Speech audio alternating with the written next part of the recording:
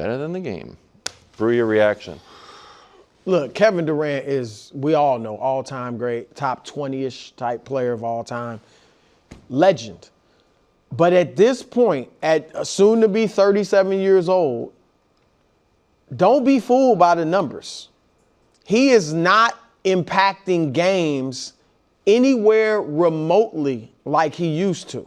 For Kevin Durant not to make the play-in with Devin Booker, and some of this is on Booker too, but smack dab in the middle of his prime, averaging 26 and 7.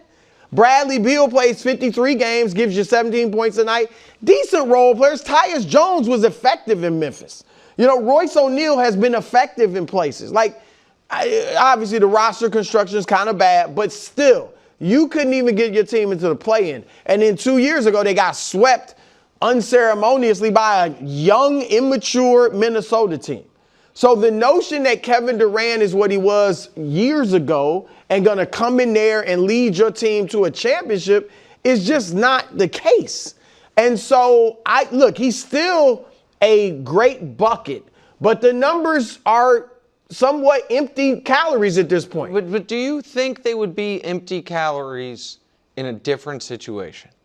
He's not, if he's your number one guy, but he's none of these teams. I think they're not going to be, But so I don't think any of these teams that are trying to trade for him want him to be the number one guy. Houston, it's weird. But he used to be a clear number one. So I'm just saying there's, like, look, his main bread and butter is the mid-range. If your bread and butter is the mid-range in today's NBA, you can get buckets. Yeah. Period. You can get buckets.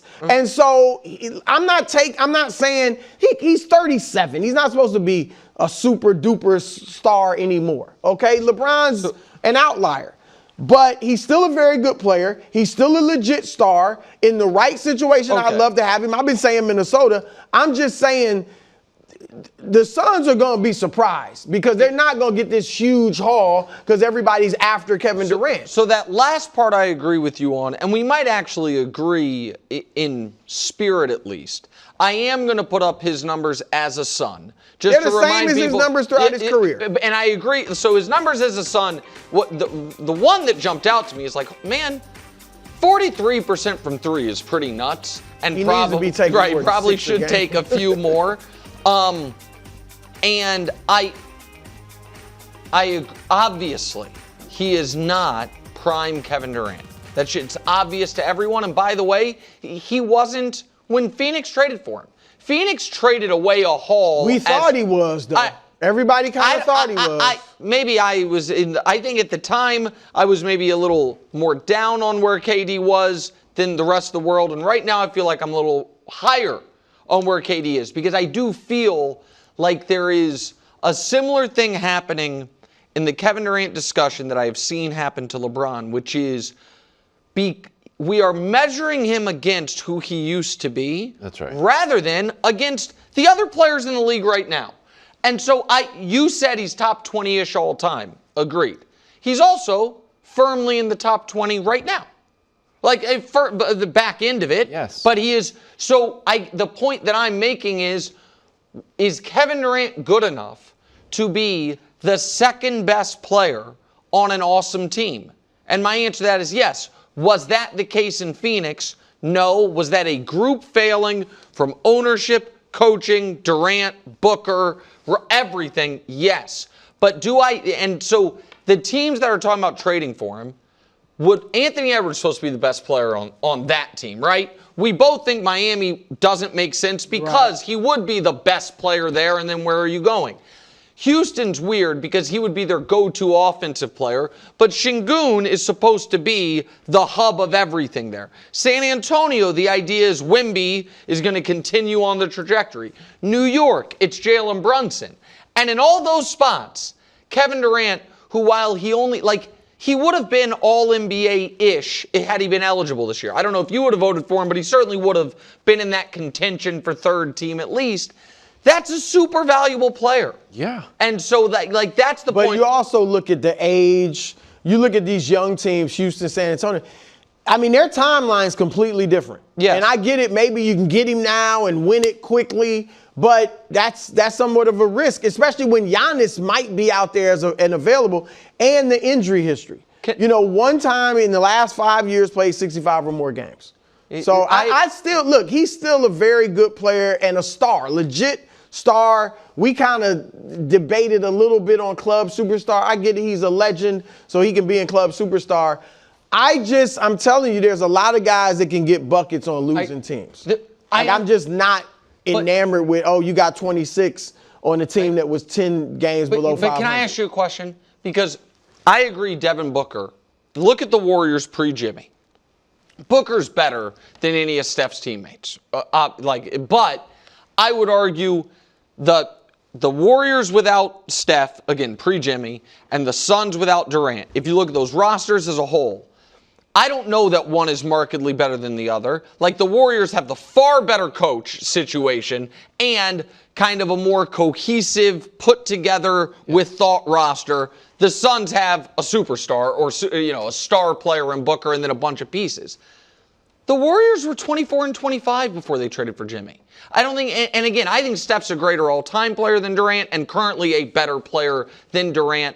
But nobody was like, man, Steph Curry doesn't know how to contribute to winning anymore. No, but we were saying he wasn't the same. Right. And again, that's one game below 500, not 10 games below 500. But the Suns, I think, at the 50-game mark were right around, I think, a similar spot. They seem to give up on the season. You know what I mean? The Suns, once Durant, they were thinking about trading him and they didn't. I'm surprised you're putting so much of it on Durant. It was a team without some of any it's on real... Booker, too. I'm just saying, I am comparing him to Kevin Durant at his height, yeah, because the numbers look the same. I was saying similar things about LeBron a few years ago. Yes. Like, everybody was like, his numbers are the same. But LeBron used to totally control the game and totally control impact winning. Yes. I control the tempo, pace, everything. And he couldn't do that in LA, and even though the numbers look the same.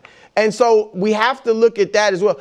And Kevin Durant at this point, he's going to score. That's it. He's not going to get you a bunch of rebounds for a guy that's essentially a 7-footer.